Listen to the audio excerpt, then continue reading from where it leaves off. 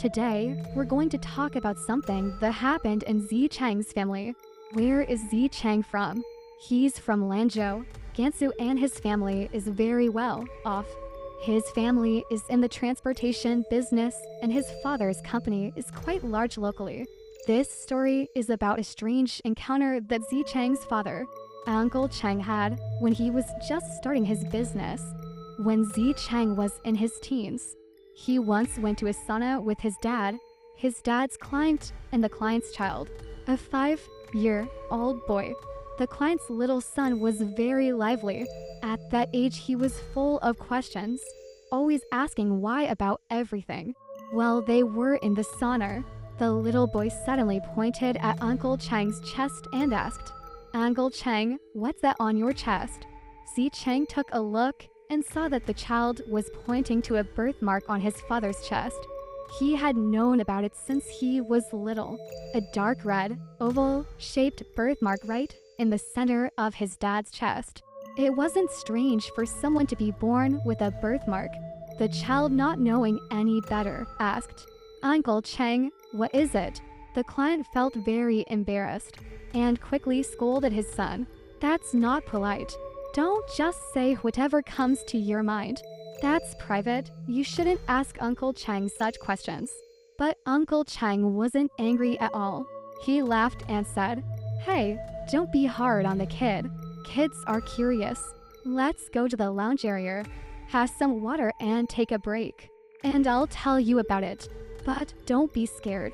The little boy was delighted and said, Okay, uncle, tell me what it is." Zicheng, standing by, thought his dad was just teasing the child. What was there to tell about a birthmark? But he didn't expect that in the lounge area he would hear a story from his father about something strange that happened before he was born. This birthmark he had seen all his life seemed to be closely related to an eerie experience his father had once had. This was over 20 years ago. At that time, Uncle Cheng's business was just getting off the ground. He and a friend had partnered up in the transportation industry and started a company. It was the early 1990s, and the industry was still in fancy.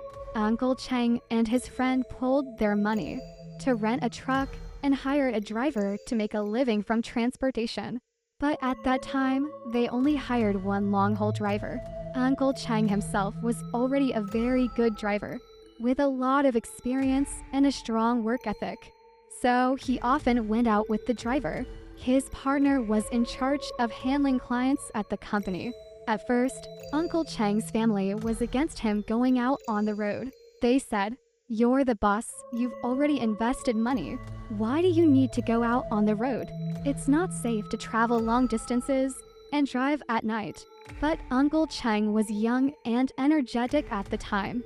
He believed in the great potential of this business and was willing to work hard and take risks. So he told his parents, "Don't worry, it's better than just handling business and receiving clients. I can handle it." The parents had no choice but to let him go, knowing that their son had always been decisive. However, Uncle Cheng's mother, the old lady, was really worried. She went to a very famous temple in Lanzhou, called Foguang Temple, and got a jade pendant from there. It was an oval-shaped, dark red jade pendant. The old lady brought it back and very solemnly gave it to Uncle Cheng, saying, "This is a talisman I got for you from the temple. If you wear it around your neck, whenever you go out, it will keep you safe. I won't worry if you have this with you." At that time, Uncle Cheng didn't take it seriously. Before he got into this line of work, he had talked to many experienced long-haul drivers. He was very aware of the rules and precautions for long-distance driving. The old drivers had told him that the two most terrifying things about long-haul driving were fatigue and bandits. They usually advised him to keep some self-defense items in the car and to be very careful about where he stopped. They warned him never to stop in deserted areas because he might run into robbers. but hardly anyone had ever told him to be careful of haunted things. He had never heard of that. At that time, Uncle Chang was full of vigor and didn't really pay much attention to these things. However, he knew his mother had good intentions and was worried about his safety. So even though he didn't believe in it, he still wore the jade pendant around his neck every time he went out on a trip. As he spoke, Uncle Chang's transportation business had been running for over a year. Although he had endured a lot of hardships, he could see that things were gradually improving. He had accumulated quite a few clients, built a good reputation, and orders were slowly increasing. Uncle Chang, being both the boss and the one who had to get his hands dirty, drove the big truck himself. Long-haul driving often meant being away for several days at a time. Every time he came back, he was exhausted, but getting more and more money. He knew all the hard work was paying off, so no matter how tough it got, his enthusiasm never waned. There was one time when Uncle Chang had just finished transporting a batch of goods in the morning. He was extremely tired when he got home, took a shower, and fell asleep as soon as he hit the bed. He hadn't slept for long when he was woken up by a phone call. Who was on the phone? It was an old client who sounded very anxious. He said, "Mr. Chang, I have a batch of goods that need to be delivered to a certain place overnight. Could you do me a favor and make the trip today?" Uncle Chang had only slept for less than half an hour and was very tired. He had just finished the work that lasted 2 days and 1 night. Fatigue was a big no for them in the transportation business.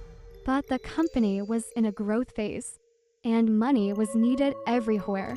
Plus, the passion from the early days of starting the business was still there, and the client was an old one. He gritted his teeth and decided to do it. He hung up the phone, splashed his face with cold water several times, changed into clean clothes, and went to the company. The driver who was going with him that time was a relatively new long-haul driver named Ziwang. Uncle Chang was indeed very tired, so he let Ziwang drive first while he took a nap. Later in the night, he would take over because night driving was tricky, and he felt more comfortable driving himself. After having dinner and loading everything, they set off when it was already getting late. So, Uncle Chang didn't nap. After passing the first toll station around 10:30, he didn't dare to sleep anymore. He leaned against the passenger seat, trying to rest a bit, thinking he would take over from Ziwang for the night drive later.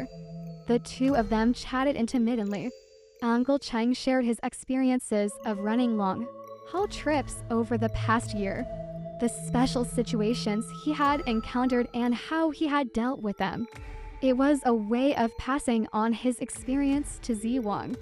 Ziwang, being new to the company, listened attentively, not knowing what was going on. Suddenly, they heard a loud bang and the car shook violently. Ziwang slammed on the brakes out of fright, gripping the steering wheel tightly and panting heavily. "Bro, I think we just ran over something," Ziwang said, still shaken. The bang had startled Uncle Chang as well, but his experience was much greater than Ziwang's. Moreover, since he was the one leading Ziwang, he couldn't afford to panic. So he reassured Ziwang, "It's okay, and it's definitely not a person. It's probably some stray cat or dog. Don't worry. Let's get out and check. There should be nothing serious. We'll just move the dead animal to the side and keep going. Stay calm." As soon as he finished speaking, they both saw a dark figure flash past the front of the car. It was very fast, and since the headlights were on, they both saw something. Uncle Chang quickly opened the passenger door and jumped out.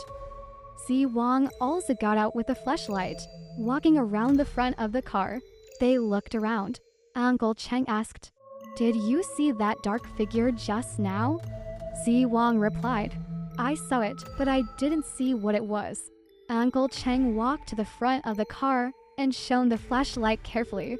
He found a small patch of blood and what seemed to be some fur. It looked like they had hit some passing small animal, but there was no animal carcass around. What had they hit? The two men walked around the car twice, but didn't see any small animals. Zi Wang said, maybe it got injured, but didn't die. The flash we saw was probably running away. Uncle Chang replied, that's probably it. It was lucky and didn't die. All right, let's get back in the truck and keep going. I'll drive, you take a break and catch your breath.